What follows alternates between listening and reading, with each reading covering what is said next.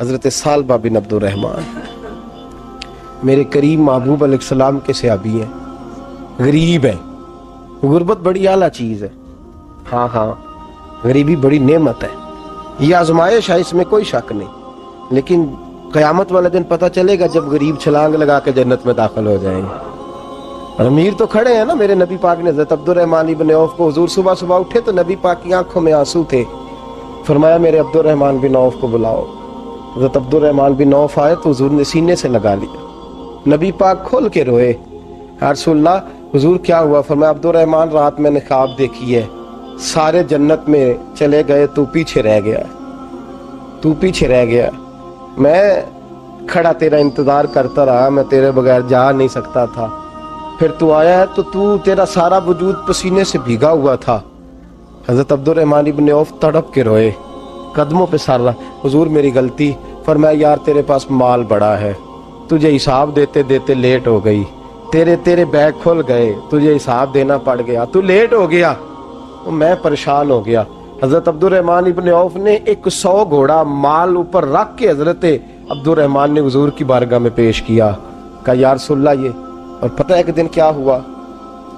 ایک دن سرکار کے وصال ظاہری کے بعد حضرت عبدالرحمن ابن عوف نبی پاک کے گھر کے دروازے کے باہر آ کے بیٹھ گئے اور یوں سر کو پکڑا ہوا ہے، رو رہے ہیں۔ حضرت ام سلمہ حضور کی زوجہ باہر آئیں، کہا بیٹا عبدالرحمن کیا ہوا؟ جب پوچھا کیا ہوا تو اور کھول کے روئے، کہا کیوں روتا ہے؟ کہا اماں جی جب تک میرے محبوب حیات ظاہری میں تھے مجھے بتاتے تھے یہ مال نہ کما، یہ کم، میں حضور سے بات کرتا تھا تو حضور روک دیتے تھے، اب مجھے ظاہراً بتانے والا کوئی نہیں، مال کے ڈھیر لگ گئے ہیں، آج حساب کرنے بیٹھا ہوں تو حساب نہیں ہو رہا، سوچتا ہوں اگر میں پھنس گیا تو مجھے کون اس سے بچائے گا؟ آپ محبوب کی زوجہ ہیں، میری ماں ہے، میں آپ کے پاس آیا ہوں، اماں جی مجھے بتائیں میں کیا کروں؟ تو حضرت ام سلمہ بھی رو پڑی، کہنے لگے محبوب تھے، میں کہاں ان کی ترجمانی کر سکتی ہوں، میں نبی پاک کی ترجمانی کیسے کروں؟ کہا اماں جی خدا واسطے مجھے کوئی حکم دے دیں، مجھے لگتا ہے عبدالرحمن برباد ہو جائے گا، ہلاک ہو جائے گا، خدا را مجھے کچھ بتا دیں، اتنا سارا مال ہے میں کہاں اس کا حساب دوں گا، مہربانی فرمائیں، یہ تجارتیں میرے گلے پڑ رہی ہیں۔ حضرت ام سلمہ کی جب منت کی تو فرمانے لگی جا بیٹے آدھا خیرات کر دے۔ کتنا؟ 2.5% نہیں، کتنے فیصد ہے؟ 50%، 50%۔ حضرت عبدالرحمن ابن عوف گئے اور 50% خیرات کر کے کہنے لگے اماں میں نے 50% دے دیے، میں بچ جاؤں گا نا، میں بچ جاؤں گا، میں دے آیا ہوں آدھا۔ تو حضرت ام سلمہ فرمانے لگی میں نبی پاک کی بارگاہ میں سفارش کروں گی تیری، اور نبی پاک اللہ کی بارگاہ پہ سفارش کرے صلی اللہ علیہ وسلم۔ حضرت سالبہ بن عبدالرحمن، حضور دعا کر دیں، غریبی ہے۔ میرے نبی پاک نے فرمایا تجھی اس حال میں ہے بہتر ہے، کرتے ہیں حضور نہیں دعا کر دیں، فرمایا تجھی اس حال میں ہے۔ تیسری دفعہ پھر آ گئے، حضور نے دعا کر دی، 4 بکریاں تھیں، چند مہینے گزرے، کچھ تجارت شروع کی، چھوٹے موٹا لین دین شروع کیا تو 40 ہو گئیں، کچھ وقت اور گزرا تو ریوڑ بن گیا، پھر گائیں بھی آ گئیں، پھر اونٹ بھی آ گئے، پھر لائنیں لگ گئی، پھر ہر وقت حضور کے قریب بیٹھنے کو دل کرتا تھا۔ اب لین دین کے معاملات تھے، اب ذرا طبیعت تھوڑی پیچھے ہٹنے لگی، تھوڑا دل پیچھے ہٹنے لگا۔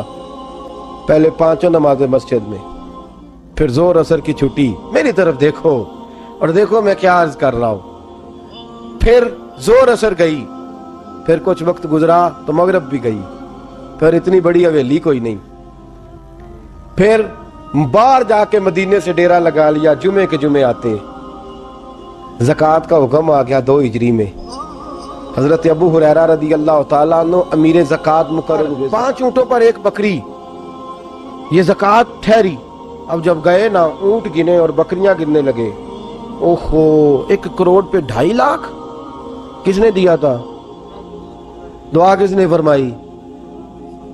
اوہو اتنا، میرے پیسے بینک سے میسج آ جائے گا اتنے کم ہو گئے، اوہو بڑی مصیبت بنے گی، مجھے تو خوشی ہوتی ہے جب آتے ہیں تو یہ اب یہ والا میسج بھی چلے گا کہ اتنے مائنس ہو گئے، توبہ توبہ، پریشانی لگ گئی، بڑی طبیعت، انکار نہیں کیا، کہنے لگے حضور سے جا کے عرض کرنا میں خود آؤں گا، اور جہاں محبوبیت ہو وہاں اتنے لفظ بھی بے ادبی ہیں، وہاں ٹھہر جاؤ، سوچتا ہوں، سمجھتا ہوں، غور کرتا ہوں، یہ جملے بھی وہاں توہین ہوتے ہیں۔ محبوب ہو اور وہاں انسان سوچ سمجھ کی بات کرے، وہاں انسان، بابا بلے شاہ صاحب نے کہا عقل آخ دی چگے نو سام کے رکھ، عشق آخ دے بال کے سیکنا چاہیے ہے۔ کہا جا کے کہنا میں آؤں گا۔ سب کی زکوٰۃ لے آئے، در رسول پہ آئے، حضور نے فرمایا پہلے سالبہ کی بات بتاؤ، پتہ تھا نا پہلے سال۔ حضور اس نے کہا تھا میں آؤں گا۔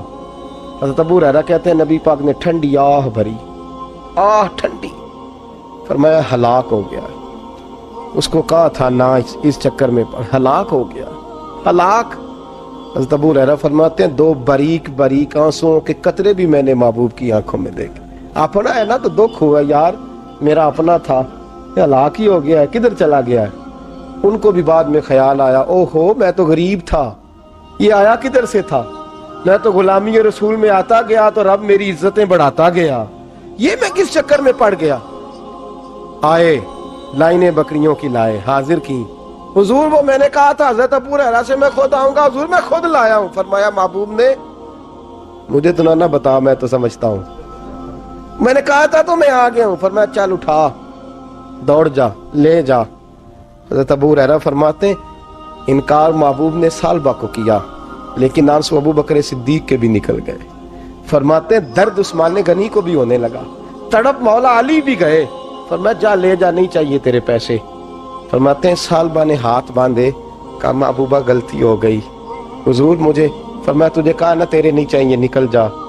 حضرت ابو ہریرہ فرماتے ہیں جب نبی پاک نے رخ پھیرا تو صحابہ کی زبانوں پہ بھی جاری ہو گیا یہ تو ہلاک ہو گیا۔ کہتے ہیں مدینے میں قحط پڑ گیا، محبوب نے فرمایا بلال تو بھی آج لا۔ ایک خشک چھوارا حضرت بلال کا قبول ہو گیا، لیکن سالبہ لائنیں لگی یا مال کی، فرمایا جا لے جا، تیرا قبول نہیں ہے۔ فرماتے ہیں تڑپتے رہے ساری زندگی اور مال کو دیکھ دیکھ کے آہیں بھرتے رہے، لیکن کریم نے اس تجارت کو قبول۔ حضرت ابو بکر صدیق کے پاس آئے، سرکار کے وصال، حضور قبول فرما لیں۔ فرمایا ساری دنیا کا قبول ہے، جس کا میرے نبی نے قبول نہیں فرمایا میں کیسے قبول کر لوں۔ حضرت عمر فاروق کے پاس آئے، فرمایا نہ تیرا قبول نہیں۔ حضرت عثمان کے زمانے میں وصال ہو گیا۔ عزیز یاد رکھ، تجارت وہ والی کر جو تجھے نجات دے، اس چکر میں نہ پڑ جا جو تجھے الجھا دے، جو تجھے الجھا دے۔ قرآن مجید کی آیت آئی اقترب للناس حسابہم وہم فی غفلۃ معرضون، لوگوں کا حساب قریب آ گیا ہے اور وہ ابھی بھی غفلت میں پڑے ہیں، ابھی بھی 2 کے 4 اور 4 کے 10 کر رہے ہیں، حساب کا وقت قریب آ گیا۔ حضرت انس آئے مسجد سے، ایک صحابی مکان بنا رہے تھے، جھونپڑی تعمیر کر رہے تھے۔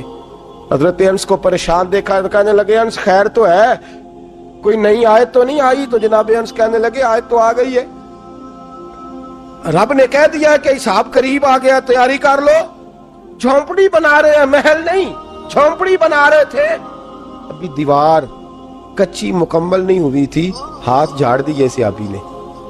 ادھر رخ پھیرا تو حضرت انس کہنے لگے کہاں جا رہے ہو؟ کہنے لگے بھئی میں حساب نہیں دے سکتا، میں مصطفیٰ کے پاس جا رہا ہوں، میں نے نہیں دیوار بنانی، بس بھئی میری اس دوڑ سے بس میں کوئی نہیں حساب دے سکتا، میں کمزور ہوں۔ میرے رسول کائنات صلی اللہ تعالی علیہ وسلم نے میرے دوستو تجارت کرو لیکن اس کو عبادت سمجھ کے کرو۔ اگر تمہیں چوک وہاں دکان پہ بیٹھے خدا بھول جاتا ہے اور سودا کرتے وقت رب رسول کی باتیں تمہیں بھول جاتی ہیں تو پھر تو تم وانتم موردون میں ہو۔